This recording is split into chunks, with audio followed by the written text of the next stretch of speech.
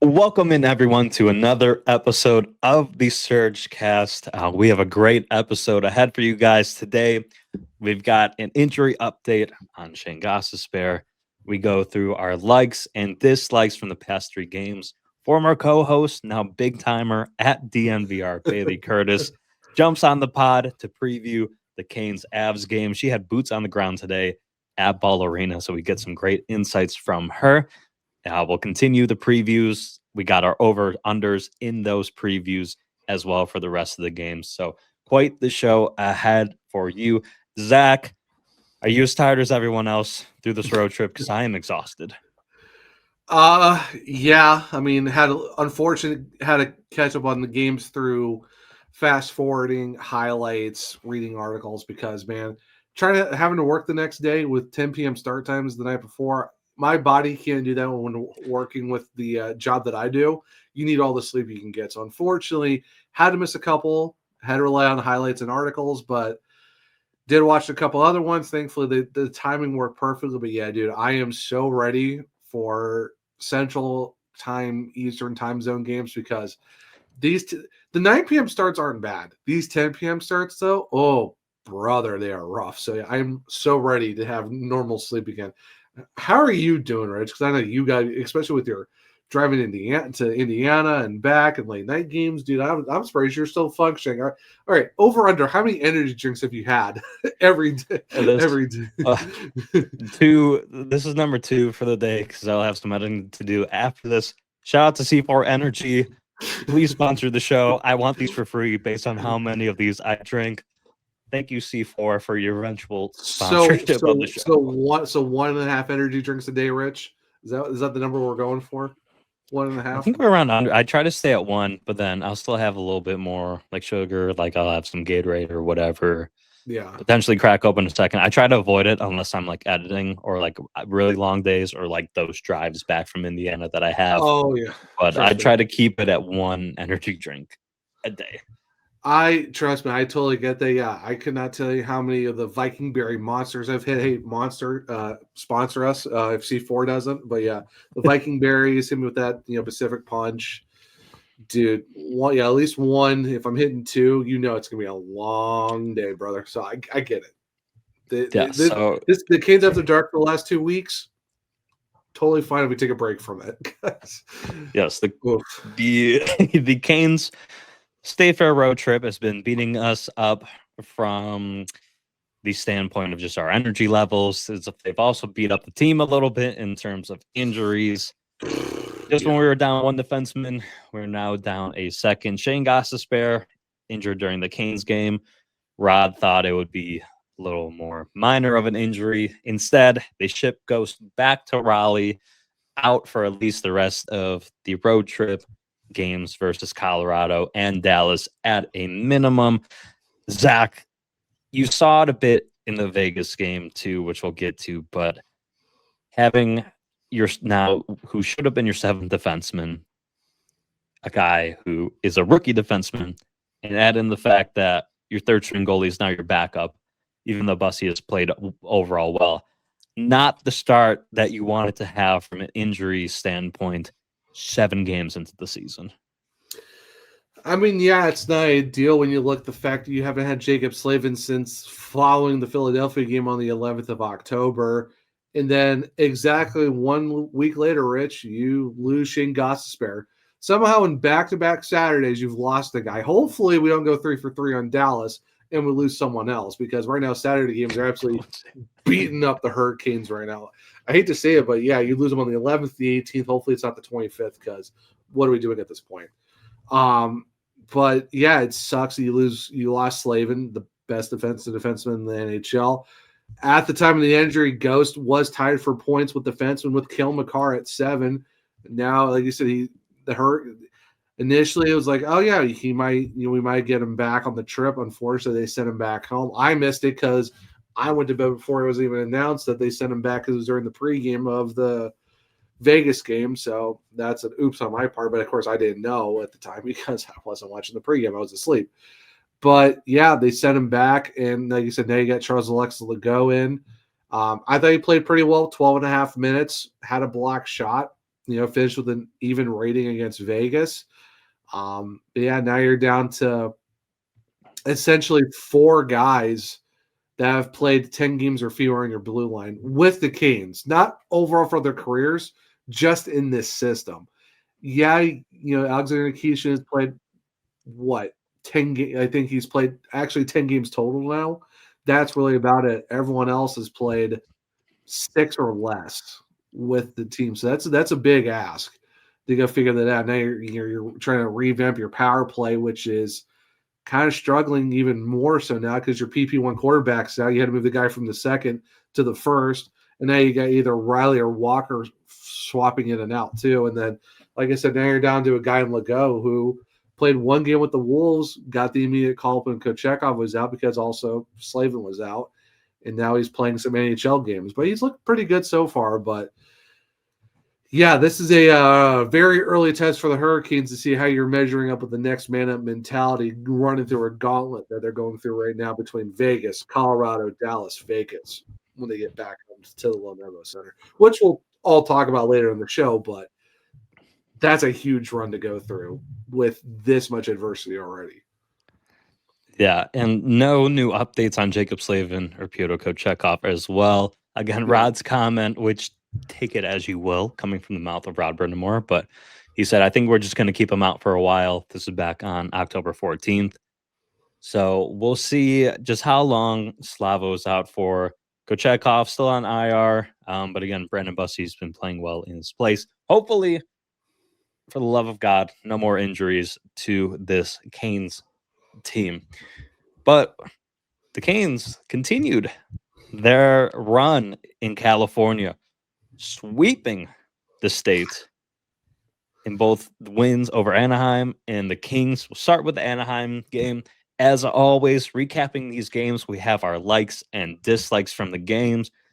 Zach, I'll start with, even though overall it hasn't been good, Canes did get a power play goal in this game. How about that? I mean, hey, that is a like. You got one. You got one. You got one. You got one. You found it. Yes. That's a like. Also a like. Another goal. Alexander Nikishin's first NHL goal. So many more are going to come from this guy. But I'm even more happier, and I like how excited he was for the moment. You saw that smile on his face. That was infectious. And I also liked just how much his teammates embraced him in that moment. They were so excited for him. You could tell the guys love Nikishin, even with the slight language barrier still in place. They just see the way the guy works. I really liked Alexander Nikishin's first NHL goal. Yeah, I mean, honestly, definitely like you love it to see it from there. And the fact too, I mean, you're talking about a ton of guys who I say like at that point. I know it's changed a little bit now, but you had a lot of guys on a point streak. Like you loved seeing for the fact that it's not just 1 or 2 guys; it's multiple guys were running through point streaks up to the Anaheim game, and it was, which I guess you could say a little dicey early on. Yes, it was a 6-3 win, but hey, man, you'll take it any way you can get it, and they played really well. I think overall it was just a great game to see out of all that. Like I said, you get a power play goal. It's good. You're seeing some good positives coming out of this for sure. Yeah, you wanted that because I thought this could be a trap game because the Canes are known to do that at times. So for them to also come out in this game and just dominate for the most part, like I love to see that. I love to see the Canes kind of just take control of a game. I really like that part. A dislike that I had is that the refs broke up a potential goalie fight. Oh yeah, what a moment that was.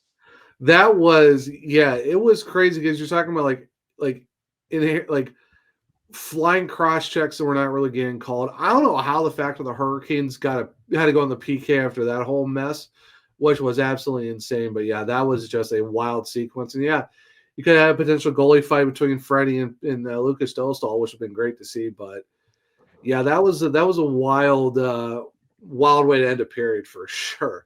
And somehow the Ducks got a power play out of it.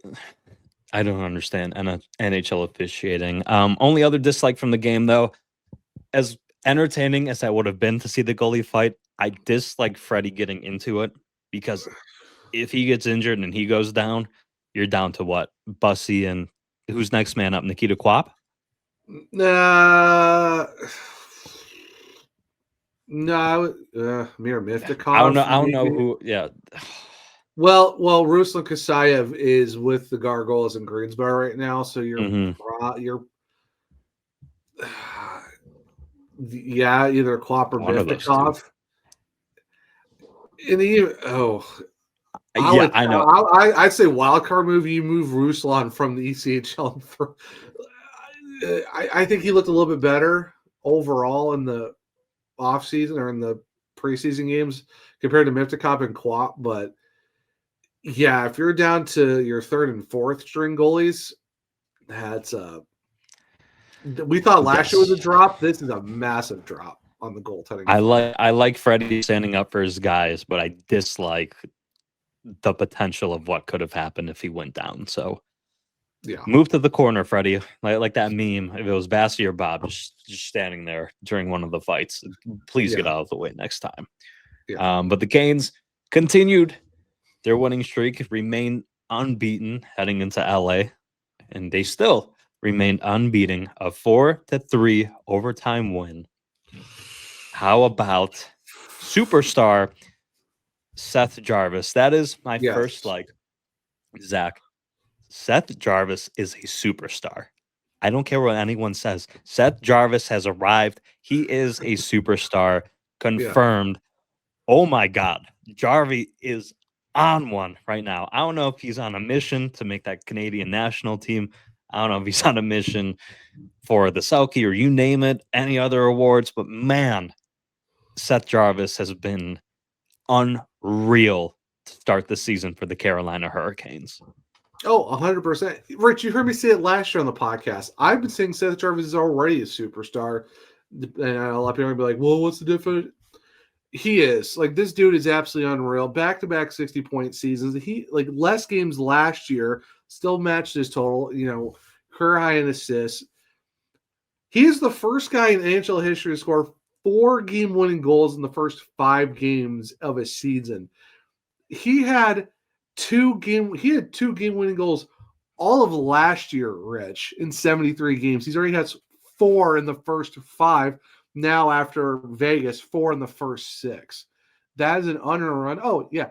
He leads the team in game-winning goals. He leads the team in overtime goals. And he leads the team in overall goals. And he leads the team in points. Yeah, give me the Selke. Start the Selke conversations for Seth Jarvis. This dude is unreal right now. And, I know this is technically game 5, but he is on a 6-game point streak following the Vegas game. Dude is on a mission. He is clutch personified. Like ice in the veins. This dude will this team to get some wins. Bar none. Yeah. First, like Seth Jarvis, Rich, he is, as they say, inevitable. Tied for 17th in points, which is really like the 5th, technically, if you get rid of all of the ties. Yeah. I mean, the guy has been the lifeline of this team. Like 100%. Well, what's the old Madden saying? Broke my leg, put the team on my back. Oh, yeah, whatever that video is. Oh yeah, yeah. Oh, I forget. It's like a Jennings or something like that, or someone from the Packers is like down, Greg Jennings. That's Seth Jarvis right now. Yeah, he put my team on my back like that. Doe. Yeah, that for 7.5 AAV, potentially the biggest steal of a contract when we look back 2-3 years from now, even now. When we hit $107 million for cap space next offseason, his AAV is going to look so stupidly nice that everyone's like, how the heck did the Hurricanes get him for that type of money? Yeah, he said it during the face off, the inside the NHL thing. I will drive to the ends of the earth to bring a cup to this city. He is definitely doing that and some. So you love to see it. I would say I think that was my main like. I mean, I do like the fact that KK did score a goal too. You love to see it. There was a couple more extra point streaks that were extended. However, my dislike is this game should never have went to overtime. Like how we talked about it in the Philly game, how that game should never went to overtime. This one should never went to overtime. And you know what? I can't blame Brandon Bussey because you can't talk about a PK to left Kuzmenko wide open backdoor. There's also the drive-by screen from Fogle that he had no shot of stopping. And you got to give props to the third goal, which I forget who scored the third goal for the Kings at this point because it's been forever now. That was just a great shot. Nothing you can do about it. But the Hurricanes should never let the Kings back into the game. You cannot give up 3 goals after going up 3-0 after the KK marker. But other than that, those are kind of, like I said, likes, point streaks. KK scored. Jarvie wins in an OT. There you go. That's also a dislike. You saw it a lot in the playoffs, really over the past 2 years, where the Canes will get up 2-3 goals early, and you think, oh, the Canes have this in the bag. And yet, it's those games that are the most dangerous for Carolina because they always find a way to let a team back in where they should. I think it was if it was the Devils game, one of the earlier games, I think I said in the last episode, I love that they kept their foot on the gas in that game. And then you see this. Yeah, it was the Devils game, I believe. But then you see this happen, and it's like, oh God, like that's the part of the Canes that they need to continue to work on is you go up big, you stay winning big, take control of the game. I don't know what happens when they get like the 3-goal lead. It was the Sharks game because the Devils game. There we go. Devils game was back and forth. Yeah, it was the Sharks game when they basically stomped in their throat early. And Canes after dark. I'm exhausted. It was 0-0 after 1, but then they actually just put the foot on the gas and absolutely ran through them. So yeah, that's what you need to see against teams that are not that good. You need to put them away early. There was, like I said it for Philly. I said it for the Kings. This should have been a game that should have been out of reach by the third period. You're up 3-0. If they get one, okay, sure. But there's zero reason this should have went to overtime. Yeah, and that's the thing. Once you get into the playoffs, you take on the Floridas of the world. You take on those better teams. If you allow them to get back into it, they take full advantage of those momentum runs and full advantage of those opportunities. So hopefully throughout the season, the Canes are able to work on that. Another obvious dislike, this is the game Ghost got injured. Don't like that. I did like Jordan Staal for the 2 early goals, and overall the Jordan Staal line. Yeah, they're the engine. Like Jarvie, ice in the veins, he's going to finish every time. But then, almost equally on that level, outside of being on the score sheet, the Staal line is doing exactly what the Staal line is supposed to do. They bring the energy every shift.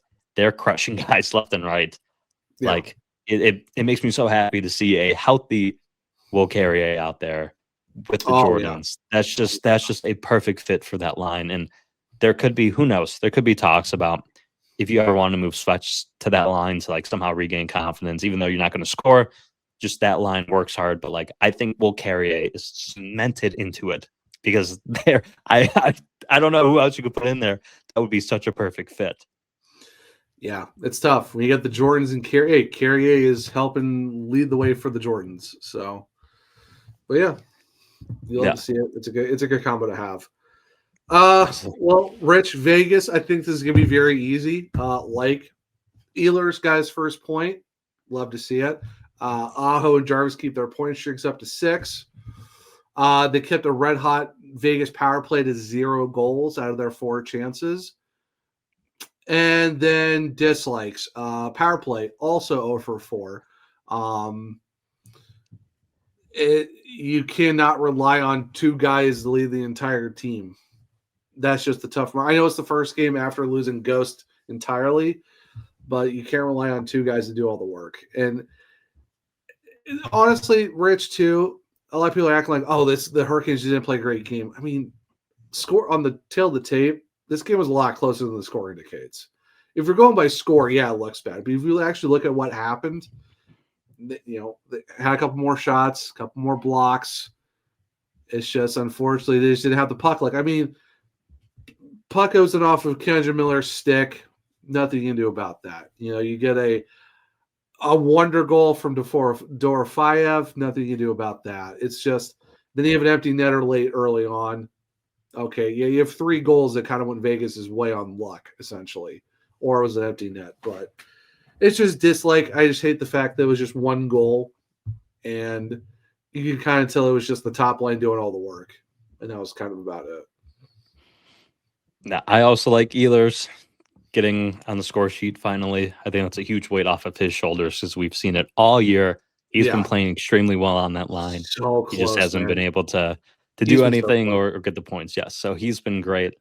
I also dislike the power play. And Zach, I'll add on top of it, and some people might feel different about this. I dislike Alexander Nikishin not getting a shot on the power play because at this point, especially with Ghost out, I know the English isn't there. It might be hard, but with his talent, I don't know how you don't put Nikishin out there to at least try it at this point. Just based on how talented he is, I think that is worth a shot, at least while Ghost is out, to get him a few minutes on the power play. I don't see how it can hurt. You're the 31st ranked power play. You can't get much lower than 31st. I mean, you can. There's 32nd, but yes, I mean, I see where the Hurricanes are coming from though, because they don't want to throw so much at this kid because of the language barrier and the fact he's still learning the system. That's a lot to ask me. All right, we're gonna have you on 5-on-5. Oh yeah, and also memorize how to do the power play too.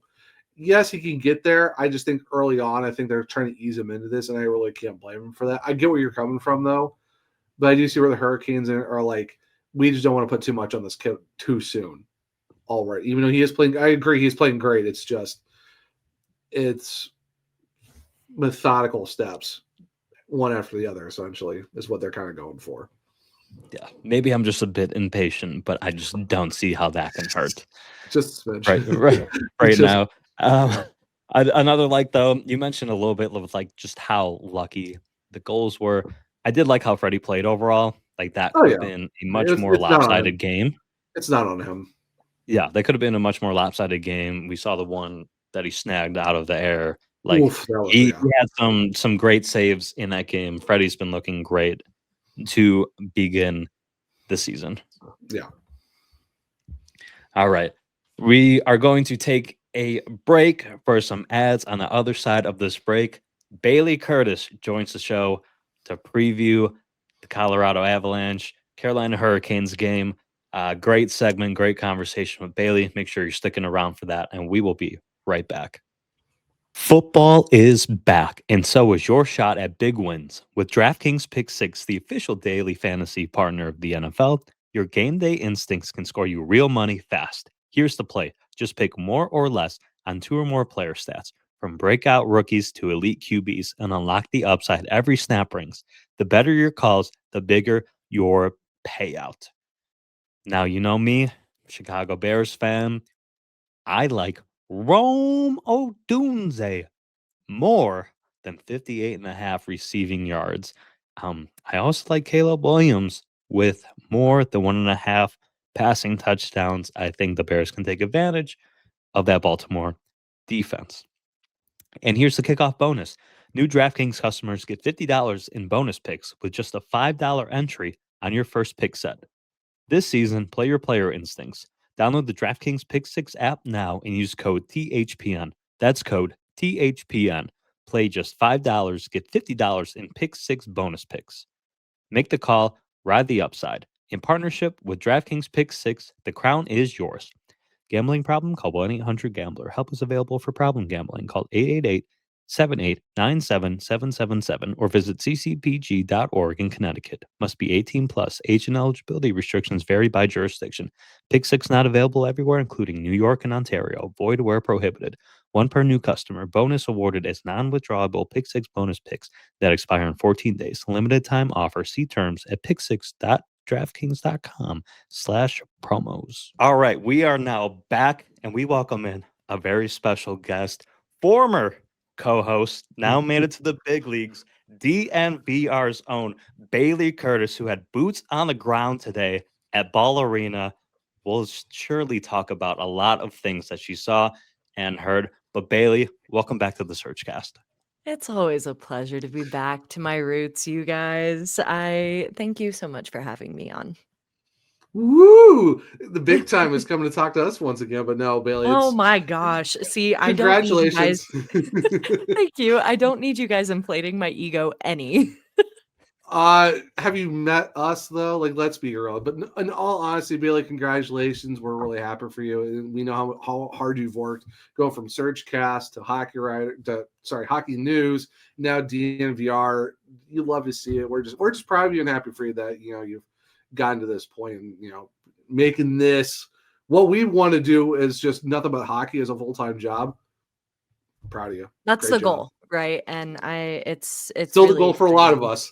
Still Yeah, goal so for a lot of us, but you made it there. You were the first one to make it there, so good job. and it's really exciting. You'll get there eventually. You're doing great work too. We talk about all the hard work people put in, and you were the epitome of that. So I want to be you when I grow up. No, in all honesty, it is really exciting to finally sit in the seat and be able to do this full time and put all my time and energy into hockey and not like a million side jobs just to pursue the dream. And it's such a fun job too. Like I get to record with two awesome co-hosts, and everybody at DNVR is awesome. The way that they run things is so unique, and it's such a cool thing to be a part of. My first official day was yesterday, and so I'm very excited to officially get the ball rolling and get things going. And it's a pleasure that the Hurricanes are coming so soon after that. Right. It's funny the fact that you get to go upstairs and record, and downstairs is the bar that they run. It's like what is this life, man? Like, all right, let's just go record a podcast for a couple hours and let's just go grab a beer afterwards, because why not? So we do winner's shots during post-game pods with wins, and it's so much fun. I love it. You know what? Hey, Rich, we need to call All City and be like, hey, what can we do for a Raleigh region of a show or something? Like, we're RLGH or NCSC coming one day, but that day is not today, because today Bailey had boots on the ground at Ball Arena for Canes practice. Rod Brind'Amour and company decked out in Whalers gear that we'll get into the whole jersey ordeal shortly. But Bailey, you spoke with some Canes, you spoke with Rod. What did you see? What did you hear from the Carolina Hurricanes practice today at Ball Arena? Yeah, not a whole lot coming out of the loss to Vegas, unfortunately. It looks like KK will be drawing back in. I believe it was on Power Play 2. So in place of, I believe it was Riley.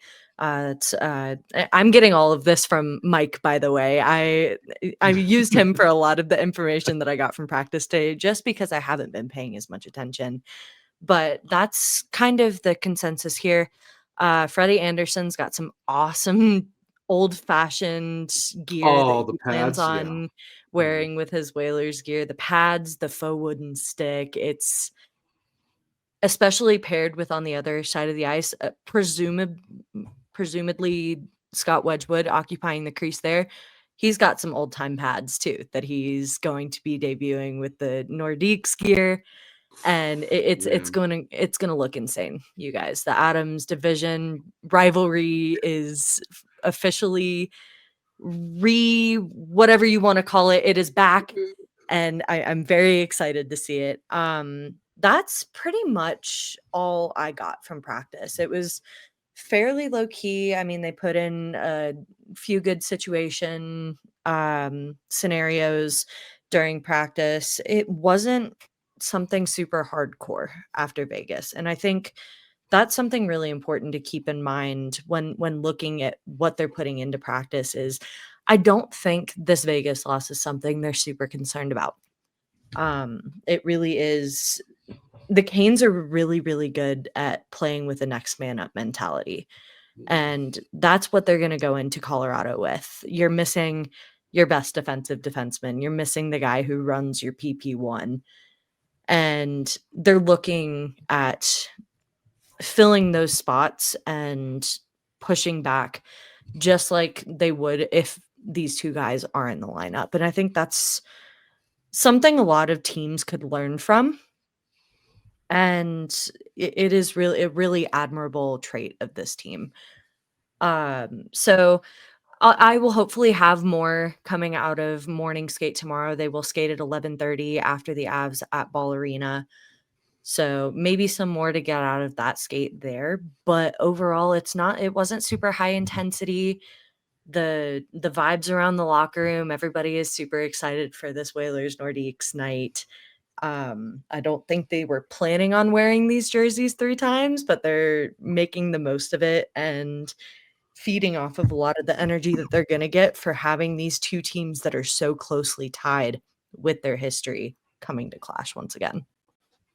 Yeah, it's gonna be very interesting how that works out. Like you said, Abs division. Like only thing we're short of is the blue ice from NHL '94 and the music, because I mean that would be absolutely electric. But it's crazy to think that you're looking at 2 teams that are bringing back, a rivalry that people remember is from, like I said, the old Abs division when it was the Nordiques and the Whalers, and now you're throwing that on top of a potential Stanley Cup preview. 2 teams that are considered to don't say that, Zach.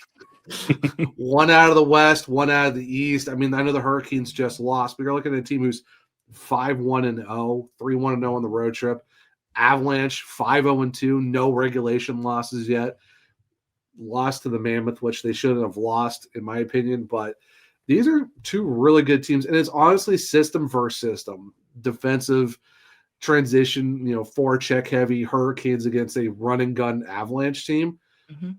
Like I said, this is going to be like, you got this on top of the jerseys and everything else that's going on.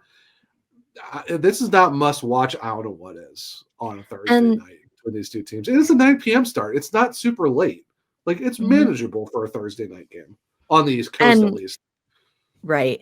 And that's actually something when I was talking with Seth earlier today that he touched on too. You look at what this is a team who is very speed heavy, who is very top end skill heavy. And that's one of the biggest things this team is looking out for. This is a team that can capitalize if you make a mistake. Doesn't matter which zone of the ice you're on. This team is very reactive and quick to make decisions and can snap a puck like nobody's business. We saw Marty Necas start to fall back into that rhythm during the 3rd period of the Mammoth game. And even before that too, you see a lot of that top line talent with Necas and McKinnon activating and scoring these insane highlight reel goals that sometimes I look at that and I'm like, how is that possible? It makes you wonder, the Necas goal where it's like, oh yeah, off a dude's skate, gets it back and then rips in the most unreal angle. I'm like, all right, cool. We're done here. Okay, he's got that in his bag of tricks now. And then Nathan McKinnon's Nathan McKinnon, and Kel McCarr is Kel McCarr, and of course you got Gabriel Landeskog and Lehkonen. It's like, good grief. I love Jarvis's interpretation of this team, calling them the 3-headed dragon, with McKinnon, with Martin Necas, and with Cale Makar. I feel like it's very valid. And you don't have your knight in shining armor with the sword of Jacob Slavin to neutralize that, which will be quite the test for the Canes as well. But touching on those strengths and those guys, Bailey, 1 or 2 strengths and weaknesses that you've seen early on in the season from the Avs that Caniac should be aware of going into this contest. Yeah, the strengths, obviously that speed and that skill. The 2 things is, I mean, not only Jarvis is able to pull out of a hat. I mean, you look at this team, speed and skill are the 2 easiest things to pull from, but it's exactly what makes them so dangerous. You've got the guys who can they're super quick on those zone transitions. They're super quick at finding open areas in front of the net and creating those quick shots. And the stick handling, my goodness, from all sides of the ice. You've got it from your forwards, you've got it from your defensemen. And that's something that the Canes are going to have to watch out for, is this talent. It's not just a 3-headed monster. You're getting talent from all ends of the ice.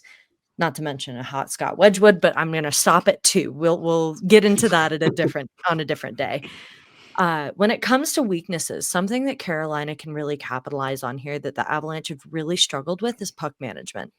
They're finding different situations where it's really hard to get a good pass off, and it creates a lot of defensive breakdowns. You're seeing a lot of giveaways. You're seeing a lot of bad transitions, and that's something the Avalanche have really struggled with, I think, since the beginning of the season. You see it get better game by game, and some rough starts. Towards the end of the game, they're getting a little bit better. But this is something the Canes can really take advantage of, especially if they can break them down in their own zone and find ways to transition up the ice. Some of those guys are going to struggle with that back check, and the Canes can be known to be a very speedy team as well. So if they can capitalize on that, that's going to help out the Canes a ton. That, and the Avalanche are dealing with some issues with injury depth as well. The Avalanche are missing Samuel Girard, who is a not elite left-handed defenseman, but one of the only left-handed defensemen on the team currently.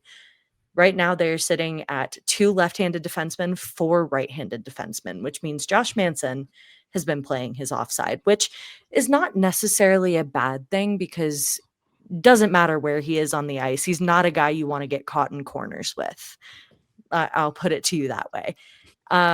So they're making do of that, but if you can catch some of these guys out of position just because they're maybe not used to playing their offside, or take advantage of some of the skill that you're maybe missing from a Samuel Girard in a guy like Ilya Solovyov, who's slotting in on the third pair and doesn't have much NHL experience, forcing him to get out of position and then capitalizing on that is going to be their biggest strength heading into this game for the Canes. It's very interesting when you talk about that, because you're looking at the Hurricanes, who are, before losing Shane Gostisbehere, were running, 4 lefts and like 2 rights, essentially. So you're kind of going opposites there. Now you're kind of back to 3v3 because of you got Legault on that right side now. But now, yeah, you look at the Hurricanes defense, you're looking at technically 4 new guys on the blue line, because all 4 of those guys have 10 games or fewer experience with the Canes. The Keishans only played a total of 9 since the playoffs last year. You got Riley, you got Legault, and you got Miller, who've only played a handful of games. So, yeah, you're talking about 4 new guys on the blue line for the Hurricanes, who have been doing pretty decently so far. And then you mentioned the Avalanche with their puck management, but I also noticed this, though, too. The Avs are first in the NHL with goals allowed per game. I think it was 1.83 or 1.85. Even with the puck management issues, they're still finding ways to keep the pucks out of the net. Now, could you say it's the defense? Yes, but could you also say it's Scott Wedgwood? I would say so, for a guy who's got a sub 2 goals against and a .927 save. That's a pretty big thing to look out for too. But the Hurricanes they are second in the league at goals for with 4. So they are putting pucks on net. It's just, that's a tough order when you got a really hot goalie right now in Wedgwood. And that's what I was going to bring up too. You asked for 2 strengths and 2 weaknesses. I'm going to add in a wild card here. And that wild card is going to be Scott Wedgwood. This is a guy who went into this season not expecting to be the first starter. Mackenzie Blackwood, who is not on IR, but is considered injured and day-to-day, I believe, has not played a game yet. So Scott Wedgwood has been holding down the fort for the 7 games that the Avalanche have played so far. And while I think he has made a name for himself in holding down that crease in Blackwood's absence, there is something to be said about Wedgwood not being used to playing this many games, especially this early on. So he's been playing really well, I think, and has definitely stolen a game or 2 for the Avalanche so far through this season. But I almost worry about that, the longevity of it all. And going into a game against a very volume-heavy team like Carolina, they're very good at putting pucks on net. That's what they're known for. It's what Brent Burns came in and we were like, yes, that's what we need from this guy. But this is a team who knows how to put pucks on net. They know how to test goaltenders early. And that's really going to show you what kind of Scott Wedgwood you're going to be getting very early on in this game. So that's something to keep an eye out on as well. So we've got the baseline kind of laid out for both teams. Now let's get into the overs and unders, dive a little bit more into this matchup. Starting off with a fun one, got a couple of fun ones sprinkled in as always. Starting off with over under 3.5 times each person watching the game says these jerseys are sick, because I know I'm going to hit the over on that. I'm probably going to hit the under here. It might come out once or twice. I tend to get very quiet during games. I am very dialed in and focused. I don't talk a whole lot. And if I do, it's like little mental notes to myself. So if we're talking about mental notes, I might say that a couple times, but out loud, I think I've kind of digested the fact that this is a really cool matchup with really cool jerseys. And I'm kind of starting to get that out of the way so I can actually focus on the game as opposed to the jerseys. I've kind of got a Rod Brind'Amour mentality, I think, that way. As someone who's actually covered a game with you, I can agree. Not talkative at all compared to the podcast in person watching a game. Good luck getting Right. anything unless it's intermission. Then it's like, all right, now let's talk about it. Yeah. But like I'll for make me- little notes here and there, but it's not like I'm not. I'll offer little things, but I really don't like getting into conversation. I mean, yeah, you can attest to this. I'm very quiet during games. unless it's like media timeouts or intermissions, yeah. I'm For horrible me- to watch games with my dad now, just so you know. Oh yeah, with catfish, I wouldn't be surprised. Not shocking at all. Anyway, for me being at home, I'm the only one that watches games because basically when there's a game on, I'm in the office dialed in watching, live tweeting, recapping, and all that. I might say it a couple times on socials, like how great it is. Well, I hit the over of 3.5. I might go under, but to myself, I'll probably say it a lot to myself, like, man, these jerseys are sick. But actually saying it out loud or tweeting it out, I'm hitting the under. Okay. A little surprised by that, but a lot of opportunities to see You're these. We'll have talking the to- other you're- matchup you're January talking 3rd to in two Raleigh writers. as well. That's fair. That's fair You're as well. talking to two I writers here. meant Rich. each person in general as out there. I think in the consensus will be the over consensus with this uniform matchup. Oh, the Yeah. average person? Yes. Okay. Over by a million. Yeah. Over by a million. But if you're talking like the three of us here, severely the under for at least two of us. Yeah. I knew I was with some professionals and that the under would probably be the choice there. Your use of professional is really loose there, Richie, but we'll go with that. Credentialed. More than I am. Moving on to some former Carolina Hurricanes. Over under 1.5 combined points between former Canes Necas, Drury, and Burns. Oh, give me the over. Okay. Give me the over. Absolutely. Is there a reason you think it's November Necas and he's hot and then he'll disappear middle of the season, but he's hot right now at the beginning of the year? You know, after a game like the Mammoth game on Tuesday, where you see him become that nowhere Necas for 2 periods and then he makes his resurgence during the third, I think he's kind of learned his lesson and sitting on the back burner. He's getting to a point where he is simplifying his game and he knows when to dial that in, especially with a team like Carolina. I think this is, I wouldn't necessarily call it a revenge game because in talking with some of these guys so far, they are still super close with Marty Necas. And this isn't a game that I think Necas is going into looking like, oh, this ended on bad terms. I got to show him what I'm made of. I am a very talented player playing with a very talented team against a very talented team. Let me show you what I've got. This is a guy who is encroaching into superstar territory, and he's wanting to show that off, especially with wanting to get a huge pay raise this summer. I will say it's a really loose revenge game, but not really that, because like you said, Bailey, a lot of friendly names. Like everyone's still talking to Marty a lot. It seems like, especially Jarvis talking to him basically every day. And, Marty is talking to Marty a lot too. So figure out which Marty we're talking about. So like, it's a very loose revenge game, but I still think this is a game where Marty Necas is going to be like, is against my former team. I'm probably, if you'll ask him, he's like, it's just another game. But in his head, he's gonna want to take that to the next level. But that question's getting asked in the locker room, by the way. 100%. Jack Jury, Brent Burns. I know everyone misses Marty Necas. I miss Jack Jury, the ultimate professional. The dude is just absolutely dialed in, but he is sneaky funny too. And everyone knows Burnsy.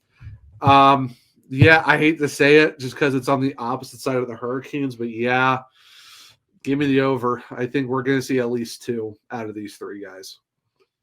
I'm there as well, taking the over because it's combined. Bailey, you sound adamant that Necas is going to have one heck of a game, and it's not necessarily a Drury or Burns in this question. It's all Martin Necas. I think I'm still kind of riding the loss from Tuesday and seeing what I saw. I just wanted to, I guess, kind of highlight that. There's also something to be highlighted in Jack Jury as well. He kind of catapulted the team back onto the board after the taken away goal from Landeskog. And that's nothing to be shirked away from. Drury and his line have been one of the most elite lines on this team since the beginning of the season. I need you guys to all go do your research on the first game that the Avalanche played on against the Utah Mammoth and go look at that Jack Drury pass to Ross Colton to, I believe it was the first goal against the Mammoth. Such a smart hockey player. And that's the thing I really want to focus on here with Drury is he's an elite third line center for this team, despite everybody thinking he could not do it, and has proven through 7 games so far that he has what it takes to keep up with that third line and provide play to the role that Jared Bednar has given him.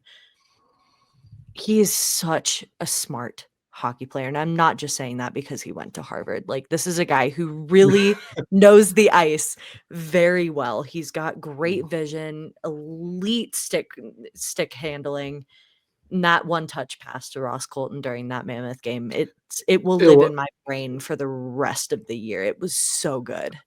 I don't watch a lot of Avs games, but we keep on with a lot of the highlights just because. But yeah, Drury was just absolutely sick on that pass to Colton. And the thing is, Jack has been like that his entire career, going back to Harvard, going back to even when he played in Sweden, won a championship there.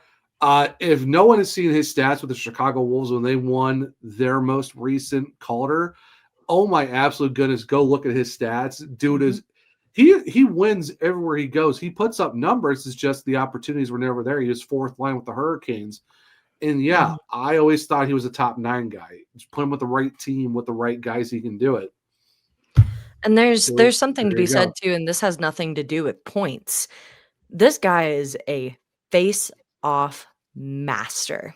This is a guy who is elite in the face-off dot. And I've made the joke a couple times today about Nathan MacKinnon being a Jack Drury face-off merchant. Just because that was never something that Nathan MacKinnon was known for. He's a great center who plays like a winger.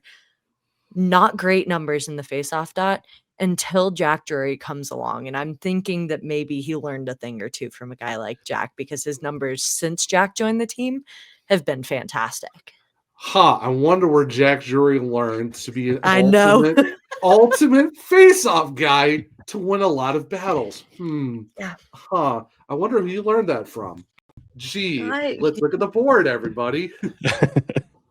So, going from elite face-offs, the Canes themselves, Jack Drury, to 2 of the bottom 3 power plays in the NHL.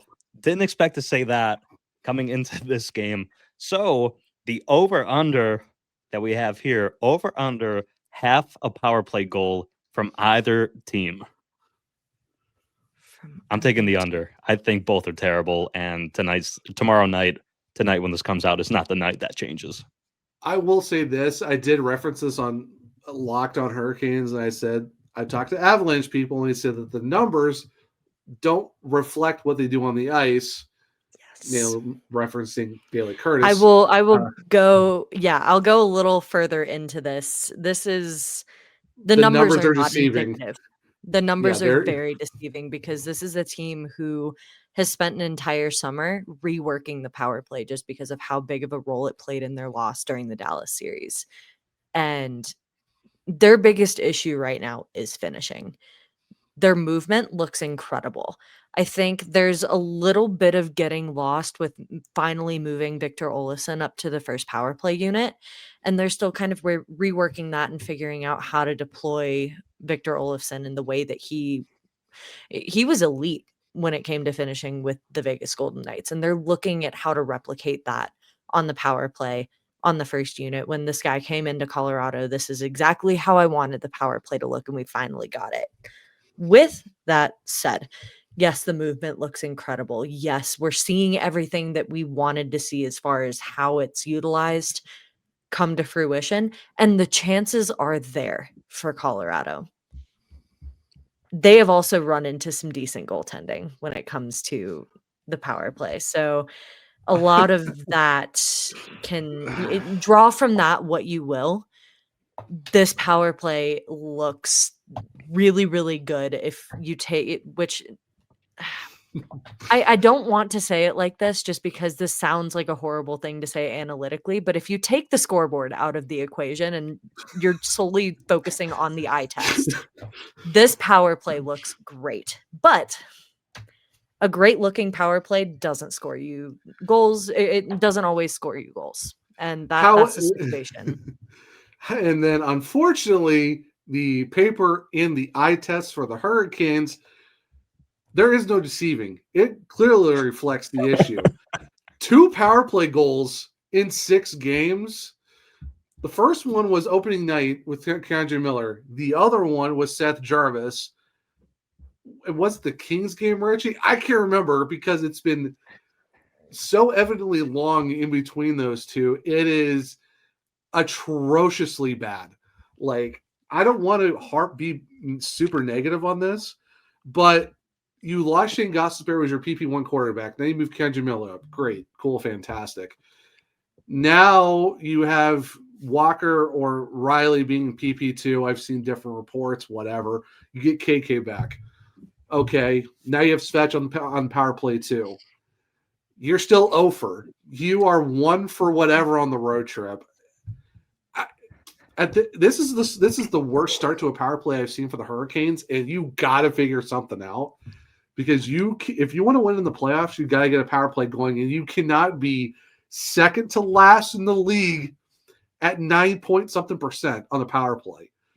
Oof, Maroons, that's atrociously bad. That is so bad that it's like 50 feet of crap, and then it's the power play for the Hurricanes, and then whoever's 32nd at this point. I hate to be this negative, but oh my goodness, nothing's changed. All you've done is moved a couple pieces around. You're rearranging the deck chairs on a system that still does not work consistently, or even moderately inconsistently. Despite all of that, and the eye test and analytically, give me the over for Colorado. Give me the under for the Hurricanes.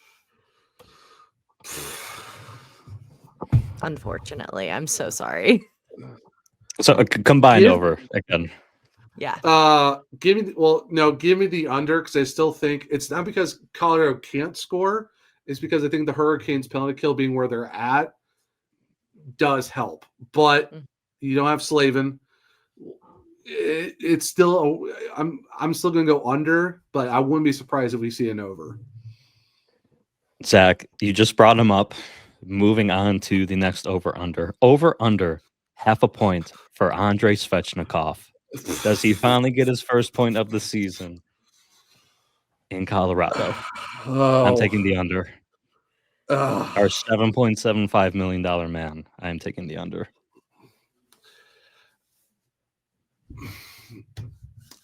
Demoted to the 4th line, demoted to the power play 2 unit, 12 shots in 6 games. You were averaging 2 shots a game. you are also a -3. You're a -3 because you just went -2 against the Vegas Golden Knights on the fourth line, and you're playing, what was it, Rich? Like less than 14 minutes against Vegas? Didn't see him out there much. Well, I mean, actually, Well, yeah, both time on ice, and I wasn't going there. I wasn't going there. We talked about how great he was in the playoffs. Great playoff stretch is amazing, and you said it. You said it last year. Mike Maniscalco talks about it. It's what the Hurricanes do in the playoffs. Mm-hmm. I agree.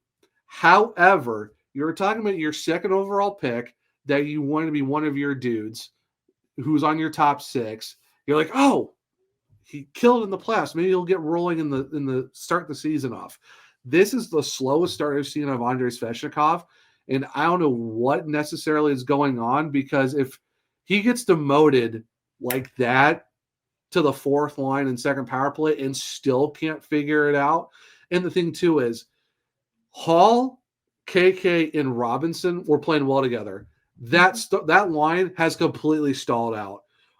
I think Taylor Hall is okay as a second line winger with Stankoven and Blake, but even you can tell that even that line is kind of slowed down a little bit too, because you don't have the power forward in Svechnikov being on that line. So do I think that the swap was the right move? I hate to say it, no, because now you've stalled out 2 of your other lines, and now you're relying on Jarvis and Aho, who are on 6-game point streaks, to essentially carry this team right now. And it's great that Ehlers got his first point. And honestly, he's been super close. He's been more close to scoring than Andrei Svechnikov has. And I hate saying like that. I hate being negative, because everyone, you guys, how long have we done this podcast together? I'm usually the positive guy. This is a problem. This is a problem when you have a guy who's making almost $8 million, who is an almost no-show 6 games into the season. And I hate to say it, under, because he's showing nothing for me to be, he's going to get his point. Where? 2 shots a game? Cool. Great. I was talking with Mike today, and that was one of the first things that I talked to him about was how are the top guys looking? Named Aho, named Svech, and I named Jarvis. The other 2, he was like, that's looking great. And everybody's talking about how Ehlers hasn't produced nearly as much as Aho and Jarvis are. But look at what Aho and Jarvis are doing. Obviously, something's working if he's able to feed them the way that they have. And they've been able to get going the way that they have with him on their line. Svech, though, you see Mike's face fall a little bit. You're like, he really needs to get going. And he made a great point. And this is something I've been touching on a lot, especially where Martin Necas is concerned. And I think it's a similar situation where Andrei Svechnikov is a very big confidence guy. And this scoring drought is not doing a single thing for his confidence out there on the ice.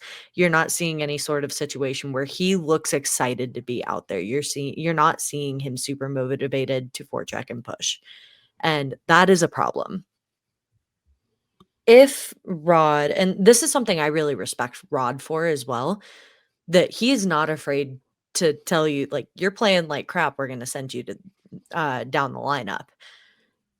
With that said, I'm wondering if there's a little bit of configuring where the bottom 9 is concerned to create different matchups for a fast and quick Colorado team. And I'm wondering if some of that blending can potentially get a bit of a rise out of an Andrei Svechnikov, who, like many other players in this locker room, might be looking at this game like it's a measuring stick game. This is a really talented team, and if they can provide any sort of offense against them, I think that's a win in their book. With that said, give me the under for Svech. Okay. Like I said, I hate being negative. I like Svech, but it's just like, brother, you got to get going. We need you right now. Like, this is like including this season, you have 4 years left on this contract. Mm-hmm. Like, if we just need to see something. We cannot rely on playoff Svech every season and then kind of be like, all right, let's see how he's doing in the first 82 games. Maybe he'll get hot at the right time. It's like, no, we need you to be almost 60 points. Give me 55 or 60. sub 50-point seasons, brother. Hope is Not- not sustainable for an 82 game season. Also not for almost $8 million, which, speaking of money, and Bailey will get you out of here shortly, got two more for you. Next one, over under $10.9 million AAV for Martin Necas' next contract. Essentially what I'm asking is, will he get to 11 million or not? That is a hot button topic in Colorado right now. Bailey, over under 10.9. If Martin Necas can be a quick fixer like he was during the Utah game, or I shouldn't say quick fixer, if he can be an accountable player through intermissions the way that he was during the Utah game, and can find a way to remedy some of those droughts that he goes through during the season, there's I think it's possible to go over for that, just based on where the market is being set. And I think we'll continue to see some of those dominoes fall throughout the season with more players. And as that market is set, I think Martin Necas's contract numbers only go higher. Originally, I started this season by saying if he can get to 90 points, give him 10.5. I no longer think that is the case. I am absolutely looking at an 11.2 maybe situation for a Martin Necas, especially with a guy like Nathan MacKinnon. If he can eclipse 90, I think that's where it's headed. I mean, when you're looking at a guy who's already on 11 points, leads the team in assists with 6, 1 goal less than MacKinnon already. Give me the over. I'm saying 11. If he can get more than that, then you're playing with house money. But I think 11 million is probably where you're at, and then you just go from there. So you know what? I wish the 8-year contracts were still in effect, because I would love to do 8 by 88 just for the fun of it. Yeah. That'd be a fun contract to look at. But regardless, give me 11 million per season for Martin Necas on his next contract. And I will say, adding before we move on, waiting to sign this contract is the smartest thing this guy could have done. I think we're talking about him potentially signing it a week and a half ago, 2 weeks ago, you're looking at a 10.5 for a guy who has not proven anything yet. This is a guy who is working his you-know-what off to score and score well and be an elite superstar like he's been projected to be, especially for the last season and a half. So, yeah, I at this point now in the season, seeing how he's performing so far, give me the over on 10.9. Absolutely. And in the crazy event, Avs fans won't want to hear this, but in the crazy event he does hit the market, that's only going to go even further up, because how much the market tried, he's due for a big payday, whether that's from the Avs or this offseason. There's teams that'll give it to him. You're looking at teams who are looking for potentially their next franchise player. And Martin Necas is looking to become that face. And here's the thing too, like a lot of our reports earlier this summer was looking at $104 million. Mm-hmm. There's now reports you're looking at 107 to maybe 110, but maybe closer to the 107 mark. That's still a significant jump going from 95.5 to 107. That's why you're seeing a lot of these teams keeping their guys long term. That's why you see a lot of these free agencies have been drying up a lot quicker, like Bailey said, because now these teams are getting bigger cap spaces to keep their big players. Mm-hmm. So the Avs could still be in the running for it, or there's a team crazy enough to be like, all right, $17 million per season, take it or leave it, especially with the cap jumping up from 95.5 to 107. My goodness, someone's going to give him a contract. If someone's crazy enough to do it. Someone is crazy enough to do it. Someone is crazy enough to give Martin Necas that type of contract. Yeah. For Avs fans, let's hope it doesn't get to that point, because you still got a lot of other guys you need to deal with too. But there's someone crazy enough to do it, and the cap is only going to get up because this league is making money. Which, thank goodness, because it was time before the NHL just started to hit some big boy money in terms of their cap space. Mm-hmm. All right, last one, another fun one. Over under 2.5 Canes players to wear backpacks when walking into the arena to honor Brent Burns. I'm hitting the under. I think Jarvie for sure does it. I think one more person does it. But with this 1500th game being honored for it ahead of the game, I feel like at least one or two guys are going to have fun with this. Give me the under for this. If the Avs players only had one guy to do it, I can't imagine. I don't know. I don't think many of the Canes players are going to show up that way. I think there's a lot to be said about the support that they've got for Burnsy, and a lot of it. They are super proud of him. I don't think they showcase it that way. Okay. Yeah, I agree with Bailey. It's under, and it's going to be a goose egg of guys doing it. If it was tank tops, maybe we get a little bit more than that. But the Avs did that. I don't see the Canes even doing that too, even though Jarvie loves going with the cut-off Harvard tank. But unfortunately, in this case, zero. Can I make a note here that somebody needs to get Jarvie a 1500 Burnsy tank top? Somebody needs to make this happen. You would think someone from Colorado would already have done that for him at this point, but I'm going to talk to Burnsy about it tomorrow. So. It's like, hey, you got an extra tank for Seth, so you just give it to him. And it's just like, why not? Well, there we go. Wild. I'm sure that the Canes equipment staff are carrying more than enough bags to honor Burnsy, having to lug all the Whaler stuff around the past 2 weeks. But it'll be quite the uniform matchup tomorrow. Make sure you're following Bailey, everything DNVR related. Bailey, thank you so much for jumping on the podcast again. We'll see you next time. We'll see you soon. January is honestly right around the corner.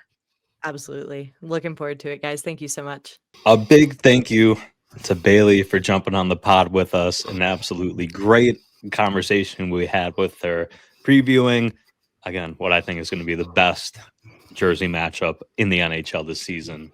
Oh, excited 100%. Not once, but twice.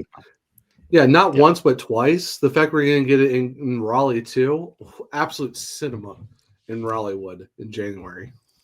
Which, that, Zach, is such a storyline that the other big storyline has been so suppressed, which, if you listen to the show within the past 6-7 months, I am an S-tier Mikko Rantanen hater, and we are taking on Mikko Rantanen for the first time since the trade. Let me not get too ahead of myself. Canes take on Dallas, a Saturday night in Dallas. As of this recording, Dallas is 3-3 this season. And last season, Canes beat Dallas both times they played. However, both of those games were before the Logan Stankoven, Mikko Rantanen trade happened. So again, this is the first game since the Canes send Mikko to Dallas, and Dallas send Logan Stankoven and a couple first-round picks to Carolina. And also, even more lost in all the storylines, this is Logan Stankoven's first game back in Dallas since he was traded away from the Stars.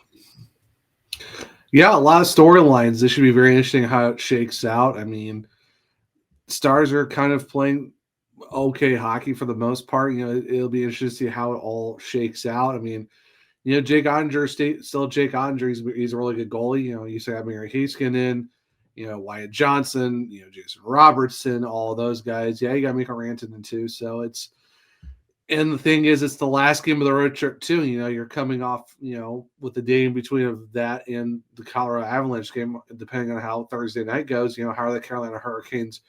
You know, are they 4-1-0, or are they 3-2-0, or are they 3-1-1 going into Dallas? So who knows? But this is the last stop of the trip. You know, the guys are ready to get back to Raleigh after being gone for basically, 12, 13 days. But, you know, every game, every point matters. So it should be, even the fact that it is the last game of the trip, I think Rod's going to make sure these guys are ready to go. And it should be an interesting game on Saturday night to kind of cap off the really long Canes after dark State Fair road trip that the team has been on, which I'm kind of glad, for my sake of my sleep, is ending pretty soon, because these 10 p.m. starts have been absolutely brutal. Luckily, Colorado and the Dallas games are going to be relatively decent on start times, but it should be interesting overall, though, with the last stop on this road trip in Dallas with some storylines. The 10 p.m. puck drops have been killing me. As Oh, everyone, do you see these bags under my eyes? It's horrible. Yeah. I'm so glad we're getting back Mountain Time, Central Time soon. We're almost back on Eastern Standard Time, and potentially in net, Zach, we may see Brandon Bussey just based on the fact that so far through the regular season, Rod has followed the 2 starts, 1 game off model for Freddie. So if he was to continue that model, Bussey would be in line for the start in Dallas. So we'll see if that's the case or not. Last episode, we kind of wondered if Bussey would get that second game on this road trip or not. Yeah, because this would be his third, and I said it on Locked On too. I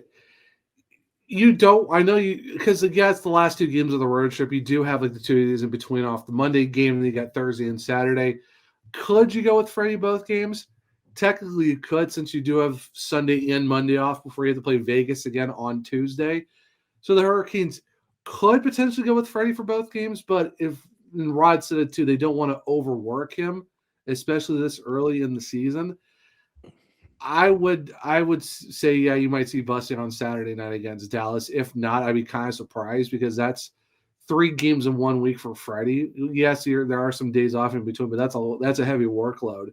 And then traveling back before you play on Tuesday, I would say if they're being on the side, if they're going to be on the side of caution with Freddie and not overworking him, it wouldn't make sense to play Bussey against Vegas, against Dallas, which should be interesting because you're going from San Jose to LA to Dallas. That is a big ramp up of going from different types of talents and teams that are built differently from each other.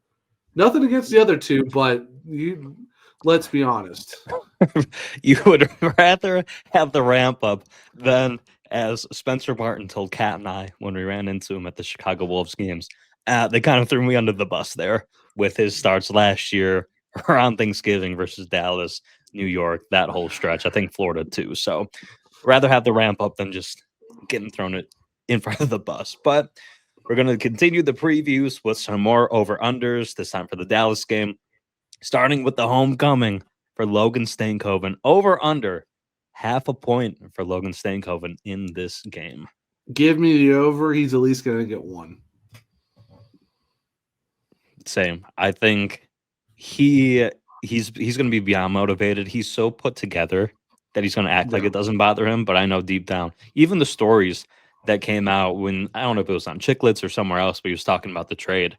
And like that dragged on for so long for him to finally find out that it was him. That was the piece that was going back to Carolina. I think he has huge motivation in this game. Someone else that might be motivated, though, based on the way he torched his other previous team in other games that he has played. Over under 0.5 point for Mikko Rantanen. See, as it's tough because I want to be on the side of what I know what you're probably leaning on as the S tier hater. I'm not saying I am, but I can see where a lot of people are like, "Give me the under." But as someone who has to be the writer, I'll say over, but it's going to be a point. I hate to say it because I've seen what he's done to Colorado, and for whatever reason, I'm sure he probably doesn't hold as much hate. I think Canes fans hate Mikko more than Mikko hates the Canes, but I think Mikko hates the Avs more than Avs fans hate Mikko. But with that said, 7 points, 6 games. When he wants to play, he's good. Yeah. And unfortunately, I think he wants to play versus Carolina. Not with Carolina. He wants to play versus Carolina. I think the over hits on that one, too. Unfortunately, I'm going to be very pissed off about it. But we'll see when that happens. Over under 2.5 mentions of the trade in the broadcast. I'll go with Mike and Tripp to see if they bring it up. Over under 2.5 times. With Mike and Tripp, I'll say under. I'm hoping it's 2, just because they have to talk about it. I want to say under for the sake of it, but I would not be surprised if it's the over because it's going to be a massive storyline. Is the fact that you got the two guys who were in that trade playing against each other for the first time on their new teams. I could see it being the over, but I'm going to be optimistic and say under it too. I'm going to go the over because what you said, there's two players involved in this. So I think it gets mentioned at least twice. One's for the sake of having to talk about it, and I think it at least gets brought up another time with each guy individually. So a minimum 3, if not maybe more. Last one here, over under 1.5 hits on Mikko Rantanen. I'm taking the over. I hope it's more than the over. I think they target Mikko, not like Saints targeting, but I'm saying like they are going to be more intentional with their hits on Mikko to kind of rattle him. And just based on the sentiment that I think still exists in that Canes locker room, guys who may not normally throw their bodies might do it when they're out there on the ice with him. I think just the fact of his play style, of how big he is and what he wants to do, I think regardless he's going to get hit just because he's going to be someone who's going to try to crash in the net and tries to be someone to be very aggressive on the, in trying to get the puck. I think it's just inevitable he's going to get hit. So I think it's going to be the over, not because the guys are going to have an incentive to hit him. It's just because his play style fits into where he is going to have to absorb some hits regardless of the fact. There we go. We also didn't get into this with Bailey, but quickly, just win-loss point for both Colorado, Dallas. Do the Canes get a win in either of these games? Against Colorado or Dallas? Yeah, both. Yeah. At least a point. Okay. Oh, sorry, you're asking like, are we like how many points out of these two games are we going to get essentially to finish the road trip? Like out of 4? Yes, let's go out of 4.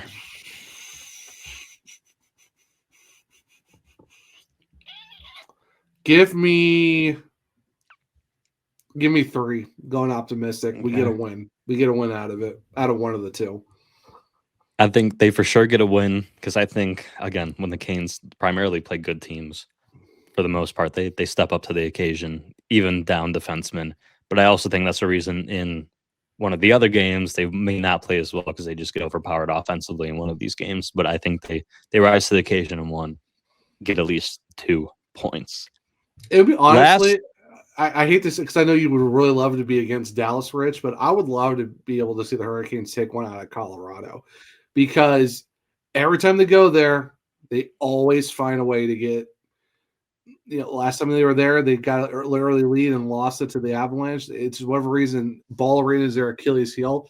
I would love for them to kind of break that curse and take one out of that arena. I know you would rather take it out of Dallas for a win, but I'm hoping that the Hurricanes kind of, rewrite their narrative about going to Ball Arena and dropping the ball there. Based on the way the Avs have been playing this year, the Avs win would be much more impressive than the win over the Stars, at least early on. Yeah, with how hot the everyone has been there.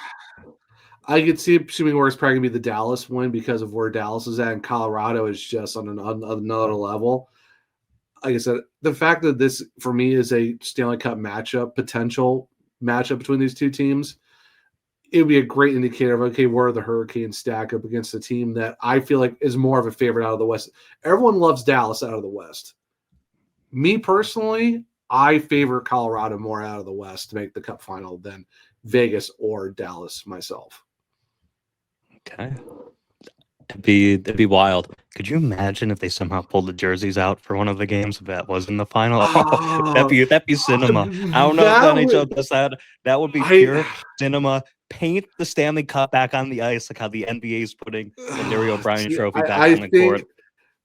I think just because it will never happen.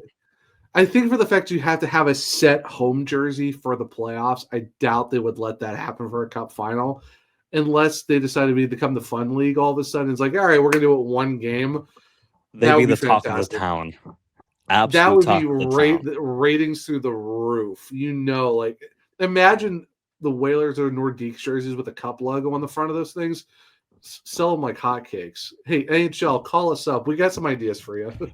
if it's Canes Avs in the final. Got to get late May, early June before that all could happen. And of course, we have to get to Monday before that happens as well.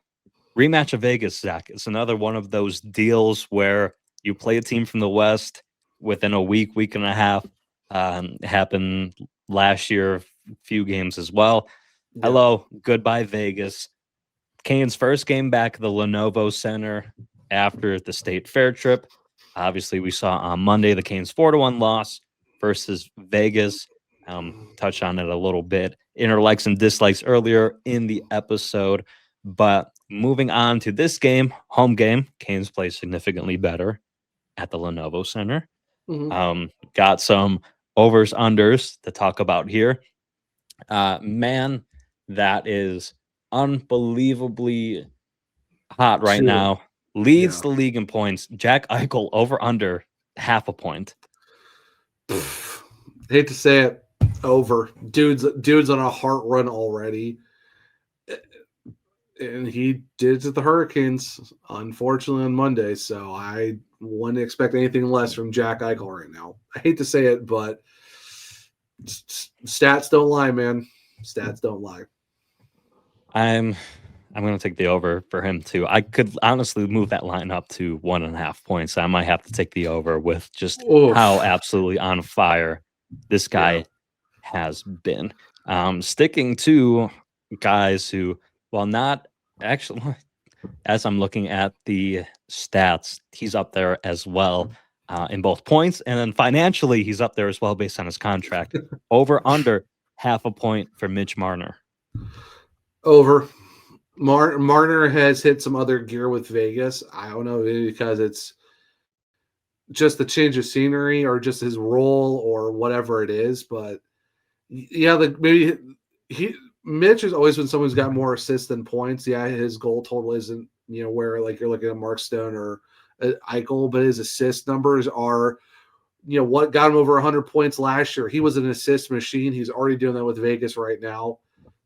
Yeah, it's if you're talking Eichel or Marner, it's almost a guarantee. Yeah, you have to go over on at least a point for these guys because they're just absolutely tortured right now for Vegas.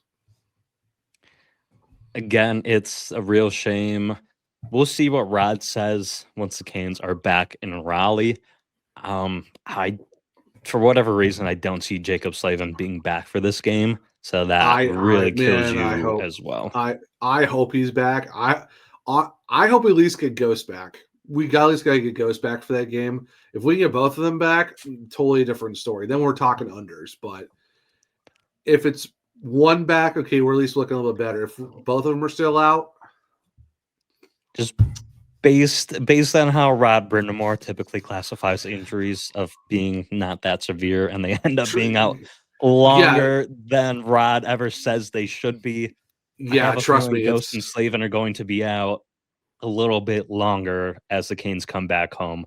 I have zero new info on that. We talked about it in the injury segment beginning of the show, but it's that gut feeling of when it's like when Tripp talks about goaltender interference, when Rod talks about injuries. It's the same thing where it's going to go the other way a little bit. But man, wow, way to talk about. It's like here's some little extra goalie interference. What's that? I don't know. Yeah, but on officiating though, over under 1.5 questionable calls from the officials, because I don't know what side of the fence you lay on, Zach. That was a slash on Keandre Miller. I mean, if you call Ehlers earlier in the game, I don't know how you don't call that. As Rod said, hey, by letter of the law, that technically is a slash. They've called that consistently. He even said they missed it. So yes, he did blow a tire. Let's be fair, he did. Should they have called it? Well, letter of the law said, yeah, should have been called. They've been calling it on everyone else all season in every single game. Questionable calls. I mean, there's always questionable calls from the refs. It could be a weird icing that's not an icing, an offside that's not an offsides. Yeah, give me the over. Just because it's the NHL, there's always going to be a question. No game is ever perfect with the refs. No. Last one. I feel like that's a gimme at that point. It's like, all right, here's your free point that you got on a parlay. Have fun with that. Yeah, that could almost be double digits at that point, and people may still take Yeah. the over there. Yeah. Last one, I have a sneaking suspicion of where you're going on this one, but we have to ask again in this game because we saw just how poorly it went in Vegas at T-Mobile Arena. Over under half a power play goal for the Canes. So wait, so you think I'm going to double down on the Hurricanes again, going for the under on the power play because of how Yes. I felt with Colorado? You know what, Rich? Optimism 2025. Give me, you know what? Let's get crazy. Give me the over on the power play against Vegas. How about that? There we go. So then Character arc. Yeah. It's a character arc. Yeah. And then game prediction. I'm saying 2 points here. I think the Canes get the win. There's something about being back at Lenovo Center, even though it's a 6:30 start, not your typical 7. Few loose tricklers into the game. I still think that they rally behind the home crowd, having slept in their own beds again for a couple of nights. I think kind of rejuvenates them. Give me the win versus Vegas because they play Vegas well at home.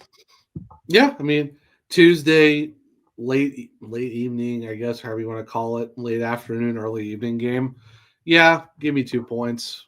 Let's get back to the Lenny. Go 3-0 at home to start the season. Get your first game back after this long road trip. You get some home cooking. You're back with the family. The vibes are high.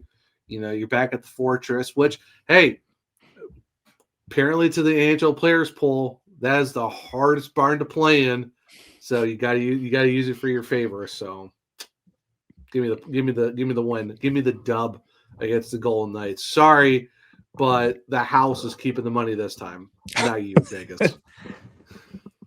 Yeah, once we get to next Wednesday, the next time we record, it'll be interesting to look back at those past 4 games and just see how the Canes fared and how they got out either unscathed or even a bit scathed in terms of their record. Because what a 4-game stretch that the Carolina Hurricanes have.